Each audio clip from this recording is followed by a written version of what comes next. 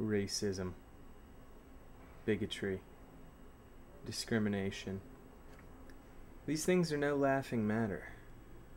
So why the hell does Mel Brooks think it's so damn funny?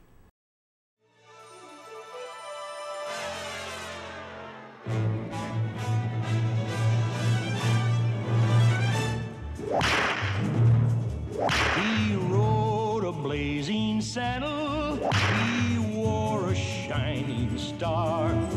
His job to offer battle to bad men near and far. In 1974, 6 years after the end of the Civil Rights Movement, Oscar-winning writer-director Mel Brooks released Blazing Saddles.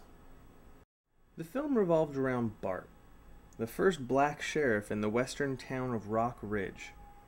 The townspeople were, let's say, less than thrilled to have a black sheriff appointed to their small community. Good morning, ma'am. And isn't it a lovely morning? Up yours, nigger.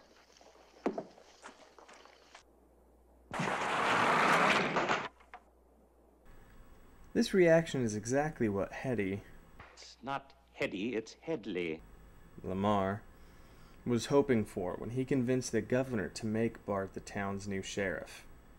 He wanted to drive everyone out of the town so that a new railroad could be built in its place.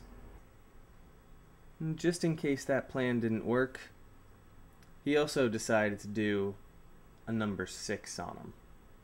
Number 6, I'm afraid I'm not familiar with that one. Well, that's where we go a-riding into town. A whopping and a whomping. Every living thing that moves within an inch of its life. Except the women folks, of course. You spare the women? No, we rape the shit out of them at the number 6 dance later on. Mel Brooks uses comedy to critique racism. The racism in the film is so forward and obvious that it appears comical. Sadly, there is much truth in the people's reactions to Bart. But I believe that this is a great tactic to show just how ridiculous racism really is.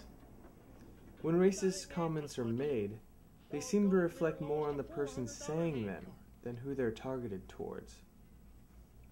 What did you expect? Welcome, Sonny. Make yourself at home. Marry my daughter. You've got to remember that these are just simple farmers. These are people of the land. The common clay of the New West. You know. Morons. Comedy is a great choice for a film showing the evils of racism. Hey, boys. Look what I got here. Hey, where are the white women at? Although other films do an amazing job of showing just how racism can affect people, those films are also usually quite depressing. Blazing Saddles entertains and never lays on the social commentary so thick as to become preachy. Comedies are much more likely to receive a wider audience than a serious, depressing drama, which makes it a great vehicle for important messages. I have to. Send a wire to the main office and tell them that I said, ow! Send wire, main office, tell them I said, ow, gotcha. Even though the whole town basically wants to kill Bart when he first arrives, I hereby assume the duties of the office of sheriff in and for the township of Rockridge. Good luck. everyone eventually sees him as an equal and one of the most important members of the community. Good evening, Sheriff. Sorry about the up yours, nigger. I hope this apple pie will in some small way say thank you for your ingenuity and courage in defeating that horrible Mongol.